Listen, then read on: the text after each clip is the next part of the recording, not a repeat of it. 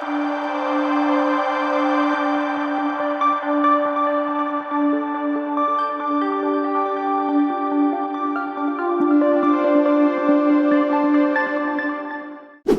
whole point of video games is that they are fun.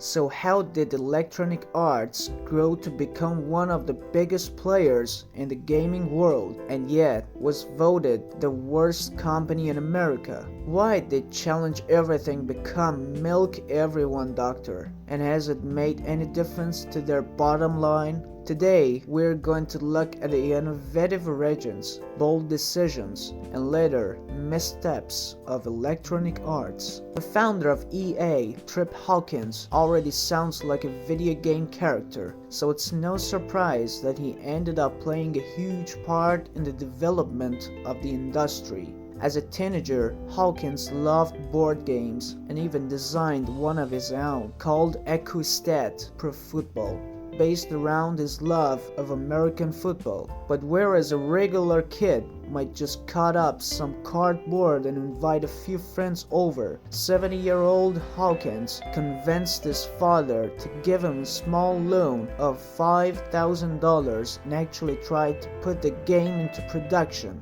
He ended up making about 100 copies, but the game was a commercial flop. Nevertheless, it was an invaluable business lesson that would eventually serve him well. Later on, he studied at Harvard, where he majored in strategy and applied game theory. In 1971, he got to see a prototype computer at a friend's house, and that convinced him that computers were the way of the future. This led him to pursue a job at Apple, back when it had just 50 employees. There he learned everything he could, inspired by Steve Jobs' drive and ambition, but always with the knowledge that he was going to start his own business eventually. So, 4 years later, when Apple went public, he cashed in his shares and set about creating Electronic Arts, which he founded in 1982. He started with 11 employees and $5 million in his startup capital,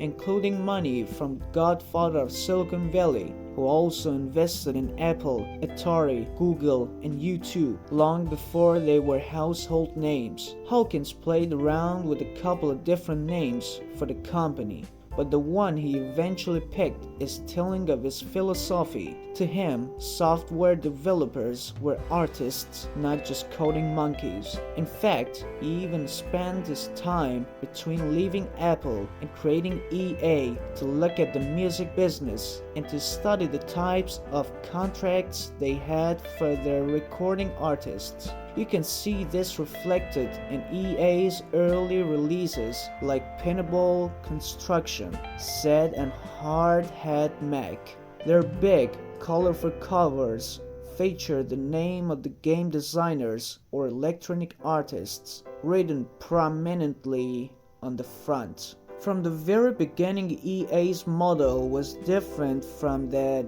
of other game studios at the time. Instead of putting actual effort into coming up with good ideas, they let freelancers submit game concepts, and then EA would pick the ones they wanted to work on. Just like a Hollywood movie, studios selecting the scripts, EA managed the development of each game as if it were a movie rather than a traditional piece of software, by focusing on the entertainment and the audience. They ran multiple projects at the same time, so that if a game or two sucked, all EA needed was a good one to cover them up. For the most part, and this is still true today, an independent developer or development team would create the game and then EA would publish it. Hawkins really believed in games as a source of entertainment. He wanted society to break out of brain-dead television and to embrace the interactivity of games by connecting with others. Although,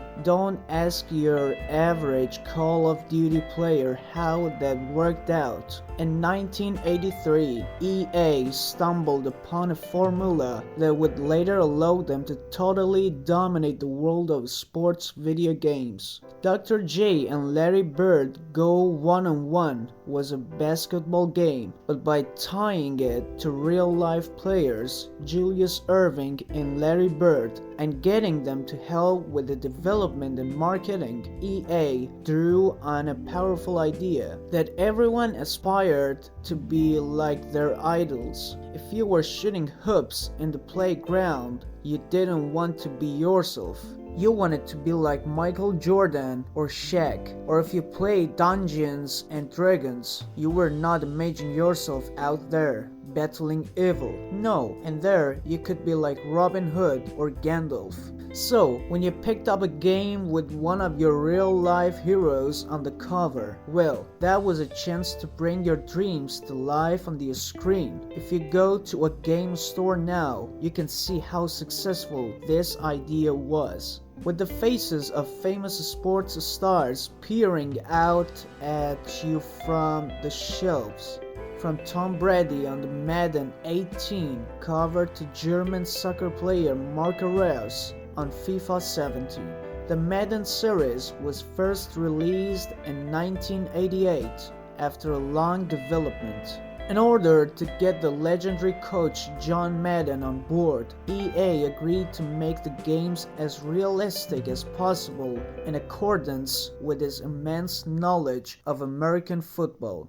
So far the series has about 30 versions, and a new one comes out every year with an updated roster and a slightly better graphics. This method of producing games with no real changes whatsoever has inexplicably brought in $5 billion. Of course, EA have covered the whole range of other sports too, from hockey and tennis to golf and many others. All these titles were put into their own division in 1991 with the creation of EA Sports, which quickly bought up the official licenses to many leagues and tournaments so that only its games could have the official players. Aside from celebrity endorsements, another key to the success of EA was their persistence in cutting out the middleman. Rather than handing their games over to distributors, EA went directly to the retailers in order to keep a bigger percentage of the sales. They made great deals with Walmart, Target, and Toys R Us, which gave them noticeably higher margins than their competitors. When the market for games consoles began to grow, publishers had to take on the cost of making expensive game cartridges. This made it harder to release a game on multiple platforms since you were not just dealing with the compatibility of the software. You needed completely different manufacturing as well. Thanks to their good deals, EA could afford this more expensive production, and releasing on multiple platforms has now become a key strategy for them. That's one of the reasons why EA would not work with Nintendo back then, because they wanted games exclusively for the Nintendo Entertainment System. Instead, EA took a gamble on the new, not yet released Sega system called Genesis, which was twice as powerful as most other machines, particularly the NES. The gamble paid off, and by 1999 the Sega Genesis was a shining success, largely because of the popularity of the growing number of EA Sport games. Hawkins eventually resigned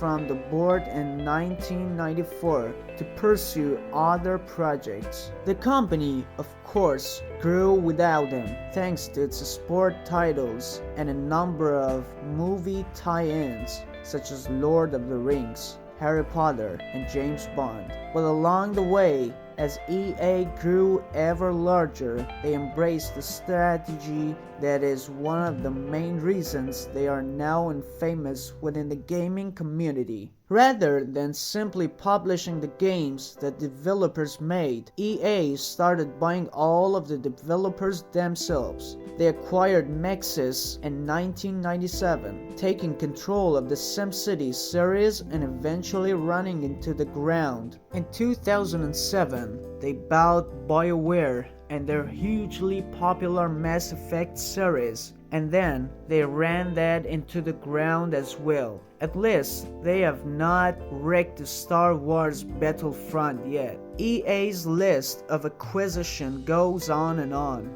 However, and what they often did after buying a studio was to shut it down. Pandemic, for example, was closed just 2 years after purchase, with the EA retaining the intellectual property, of course. A lot of EA's releases now are simply rehashes of all these titles that they have acquired. Fans feel like there's no real development happening, merely a few updates and name changes so they can market the same product all over again. I mean, just look at the never-ending list of Madden and FIFA titles. In the past, a lot of innovations came from the smaller studios, but now that is far less likely to happen after so many have been assimilated. EA have also had to adapt to the influence of the internet. Now, for example, they aggressively push multiplayer modes in all of their games. The trouble with online multiplayer is that you need to host it,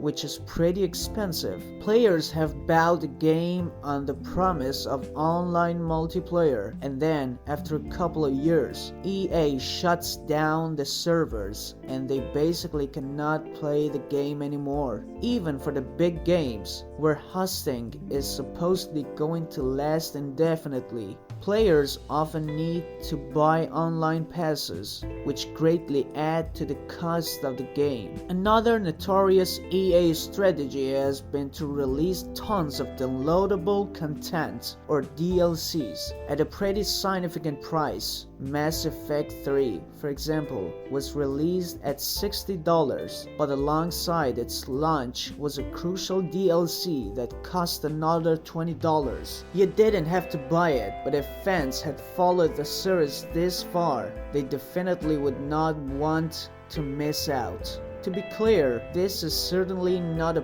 problem that is unique to EA, but industry leaders should always be held to a higher standard. The CEO for most of this negative period was John Riccidiello, and he was eventually removed in 2013, perhaps to keep the fans happy, but probably for another reason. Even though EA was pulling $1 billion in revenue, Riccidiello lost money for 4 years in a row. The CEO change really worked. EA went from an $8 million profit in 2014 to $875 million to the next year. Their success has not quenched their thirst for money, however, and when you look at some of their latest releases and the unstoppable flood of DLCs, it's hard to argue that EA is in it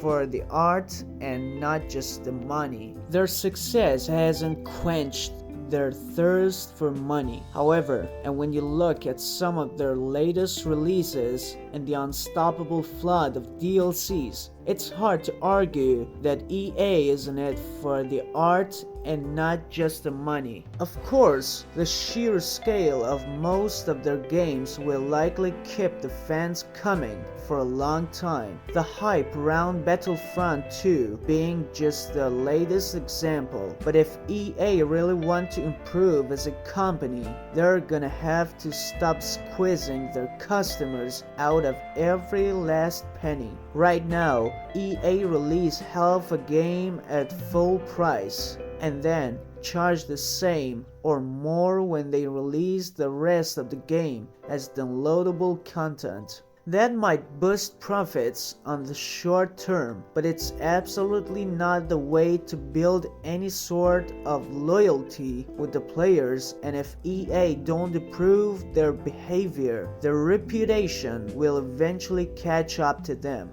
Thank you very much for being with us. Subscribe to our channel for more interesting videos. Thankful, and as always, stay smart.